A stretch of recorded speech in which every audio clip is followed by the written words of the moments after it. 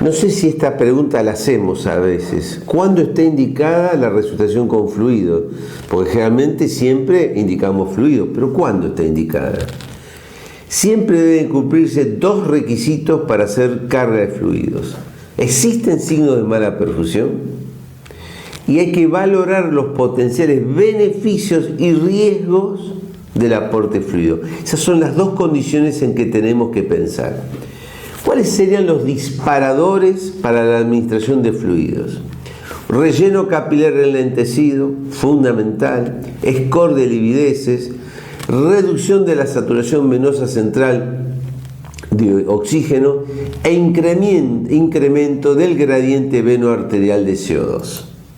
No usar la presión arterial media baja como disparador. Yo entiendo que todas estas opiniones a ustedes les hace mucho ruido porque algunas son poco contradictorias con la campaña sobreviviendo a la sepsis. No es una opinión personal, es de los grandes maestros, de los cuidados críticos que expresan esta opinión y ustedes lo pueden encontrar en las citas bibliográficas que ofrecemos. ¿Por qué no usar la TAM? Porque la respuesta es muy variable en pacientes con reducción del tono vascular. Además, pueden incrementar su gasto cardíaco por administración de fluidos, pero independientemente del valor de la TAM. Una respuesta positiva es difícil que ocurra cuando el paciente ya recibió varios litros de fluido. Usted dice, pero no, es bastante frecuente que el paciente va acumulando litros de fluidos. ¿Cómo podemos predecir una respuesta positiva? Valoración dinámica. Los parámetros estáticos sabemos que no son aconsejados y la valoración dinámica observando los efectos sobre el gasto cardíaco de cambios espontáneos o inducidos en la precarga cardíaca. Hay dos formas o dos categorías de métodos. El método que movilizan fluidos internos que simulan un desafío de fluidos o usando variaciones de la precarga cardíaca inducida por la ventilación mecánica. Si utilizamos los métodos que simulan un desafío de fluidos, siempre hay que usarlos bien, hay que hacer las cosas perfecto, porque si no vamos a equivocarnos. La elevación pasiva de las piernas es uno de los métodos más usados, reproduce los efectos hemodinámicos de 300 mililitros de una carga de fluidos aproximadamente. Los efectos de elevación pasiva de las piernas no puede ser valorado o juzgado por una elevación o de la TAM o de la delta PP. Debe hacerse exclusivamente por cambios en el volumen sistólico. No hay otra manera. La presión expirada de CO2 en pacientes ventilados que están estables puede valorar cambios en el volumen sistólico con la elevación pasiva de las piernas, pero la condición es que estén estables desde el punto de vista ventilatorio, obviamente ventilación mecánica.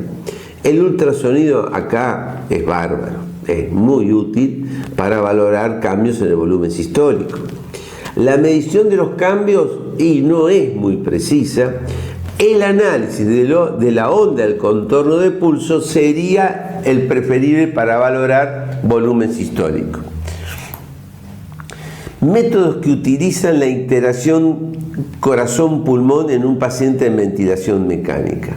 La variación de la presión de pulso y variaciones del volumen sistólico. Las variaciones del volumen sistólico pueden tener falsos positivos o negativos. ¿Cuáles son los falsos positivos?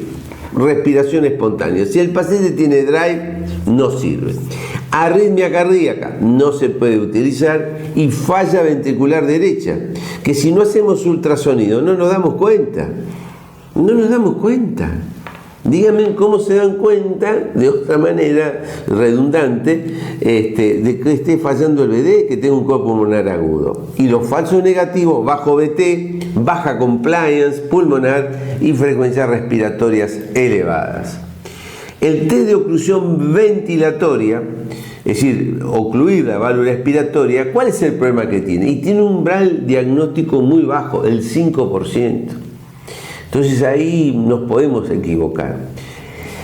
Utilizar el ultrasonido y una pausa ventilatoria al final de la expiración reduce el gasto cardíaco en pacientes que tienen precarga dependiente agregada a la pausa al final de la expiración, la cual incrementa el gasto cardíaco.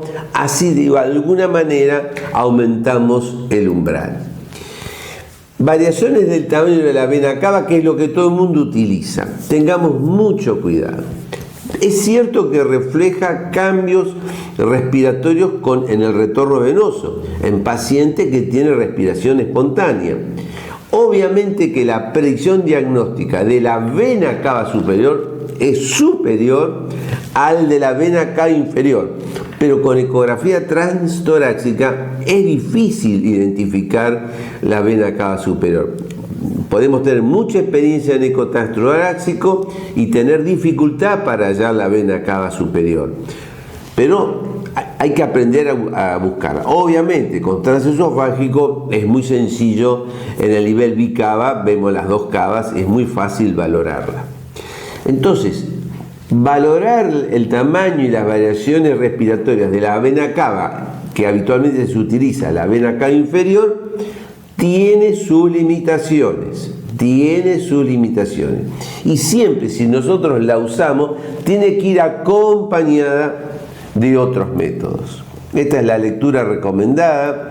Y como ustedes ven, antes de que se duerman, el ultrasonido está permanentemente en todos estos temas, porque nos da una información muy valiosa, información en parte que no la podemos obtener de otra manera, por ejemplo, valorar la obstrucción dinámica del tracto salida del VI o del cor pulmonar agudo, y que eso tiene una enorme importancia al lado de la cama del paciente.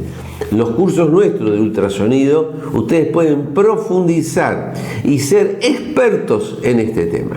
Les mando un abrazo y hasta muy pronto.